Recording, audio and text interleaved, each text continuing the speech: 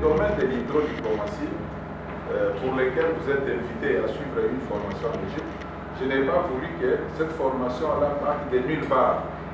Il ne faut pas que notre partenaire égyptien se dise mais ces gens sont nuls, ils ne connaissent rien, pourtant ils ont beaucoup d'eau. Voilà pourquoi nous avons décidé d'organiser cette petite mise à niveau pour que vous ne soyez pas mal à l'aise là où vous allez. Le ministère de l'Environnement, par sa direction des ressources en eau, a organisé du 7 au 17 août 2023 plusieurs séances d'ateliers de renforcement des capacités de ces agents devront se rendre en Égypte pour une formation sur l'hydrologie. Cette formation a connu la participation de plusieurs orateurs de manière rotative sur différents thèmes. Le premier module avait pour thème la modélisation hydraulique et la qualité de l'eau, dirigé par Mme Clémence Moukadi, ingénieur Mouloua Gassouba et M. Galama Kassidou. Le deuxième module concernant les eaux souterraines a été conduit par ingénieur Manteke John, ingénieur Kitouba Nzachega et M. Moindo Kiambale. En ce qui concerne le troisième module sur l'inondation et sécheresse, a été supervisé par ingénieur Bilumbu Bebli et ingénieur Madidi Chimwanga Eric. Et le dernier module sur l'hydrodiplomatie a été exposé par M. Iyaka Kamil, Mme Nana Manzonzo, tous de l'environnement.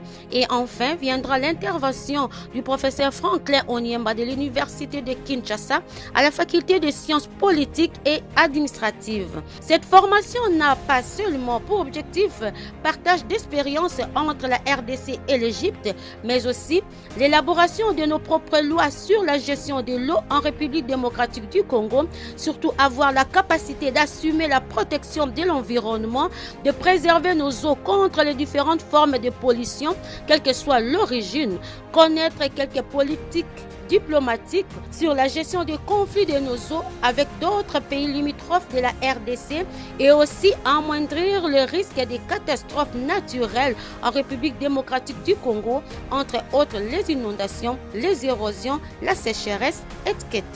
Toutes les eaux sont susceptibles de pollution. Donc il y a les noms, les eaux de la nappe phréatique, donc là, les aquifères très superficiels, mais l'eau des nappes aquifères. Il y a des aquifères qui peuvent aller en Égypte, qui vont jusqu'à 3000 mètres. Quand on va sur le plateau des Batéké pour avoir de l'eau, il faut aller jusqu'à parfois à 200, 300 mètres. La direction des ressources en eau, via ses partenaires d'Égypte, a pu organiser une séance de formation dont la formation d'aujourd'hui était plus centrée sur la sécheresse, du moins du module inondation et sécheresse.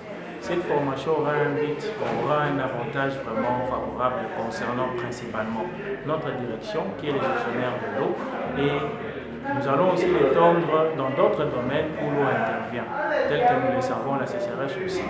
L'eau intervient, donc nous allons aussi parler de ça. Et dans le cadre toujours de connaissances, lorsque nous allons partir pour assister, augmenter nos savoirs, nos connaissances, nous aurons un domaine d'application qui est ce centre hydro-informatique, inauguré bien sûr en 2021, et il manquait certains modules pour accroître son domaine d'action, dont le module lié aux inondations et la sécheresse, que nous allons inclure. Une fois inclus, nous allons maintenant l'appliquer dans ce centre ici, toujours en se disant que les parties prenantes, entre autres l'État et d'autres partenaires, pourront maintenant bénéficier de nos connaissances qui seront acquises. La responsabilité revient au gouvernement congolais d'aider le ministère de l'Environnement avec son centre sur la gestion intégrée des ressources en eau, GIR en sigle, avec le moyen approprié pour le bon fonctionnement de ces centres uniques en République démocratique du Congo afin de sauver plusieurs vies humaines et de réduire le taux des catastrophes naturelles. Il est temps que la RDC se prenne en charge. L'ère a sonné.